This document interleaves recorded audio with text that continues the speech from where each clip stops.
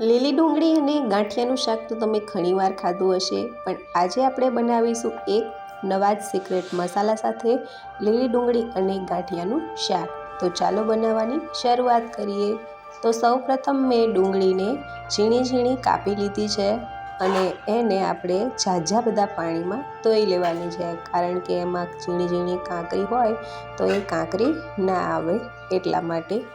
તો બધી જ ડુંગળીને આપણે બીજા વાસણમાં નીચોવીને કાઢી લીધી છે। તો અહીંયા મેં જે ડુંગળીને ધોઈને લીધી છે, ડુંગળી પછી હિંગ લીધી છે, બધા જ મસાલા લઈ લીધા છે। 2 ટમેટાં ઝીણા કાપીને રાખ્યા છે, લીલા મરચાં 2 ઝીણા કાપીને રાખ્યા છે, લસણને પણ આપણે કાપીને રાખી છે અને ગાંઠિયાને પણ આપણે લઈ લીધા છે। તો ચાલો આપણે વઘાર કરીએ। તો વઘાર માટે મેં કઢાઈમાં તેલ ગરમ કરવા મૂકી દીધું હતું।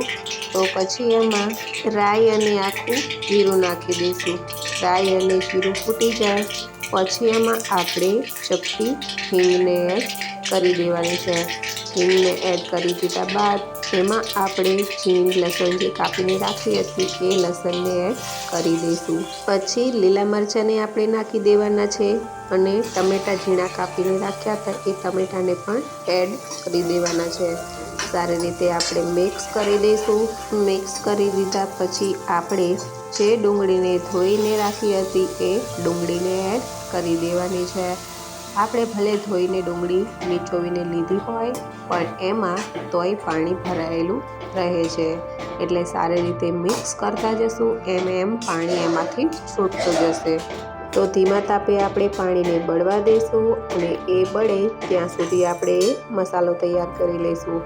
તો એના માટે મેં સિંગદાણા, તલ, ધાણા જીરું પાવડર, હળદર પાવડર અને 3 ચમચી જેટલો મેં મસાલો એડ કર્યો છે। મેં બધા જ મસાલો અહીંયા નાખી દીધો છે। પછી આપણે ઉપરથી બીજું લાલ મરચું નહીં નાખીએ। પછી અડધી ચમચી મીઠું એડ કરી દેવાનું છે અને થોડું જીરું અને લીલા ધાણા નાખી દઈશું। સારી રીતે પહેલાં આપણે એમ ખાંડી લઈશું, પછી થોડું અમથું પાણી નાખીને પછી બધી જ વસ્તુઓ સારી રીતે ખાંડી લેવાની છે।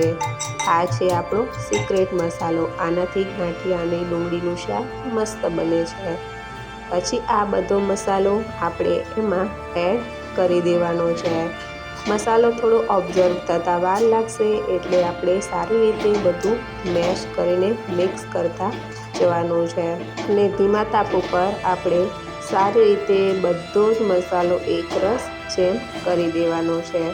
જુઓ, શાકનો કલર પણ સરસ મજાનો દેખાઈ આવે છે અને બધું જ પાણી ઓબ્ઝર્વ થઈ જાય, મસાલો એકરાશ થઈ જાય પછી આપણે ઉપરથી થોડા ગાંઠિયા નાખી દેવાના છે અને સારી રીતે મિક્સ કરતું જવાનું છે।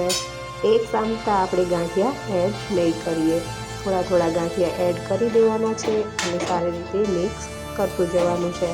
સારી રીતે મિક્સ થઈ ગયું છે અને જોઈએ તો એકદમ સરસ એવું શાક બનીને તૈયાર થઈ ગયું છે। ઉપરથી લીલા ધાણા નાખીને આપણે એને સર્વ કરી દઈશું।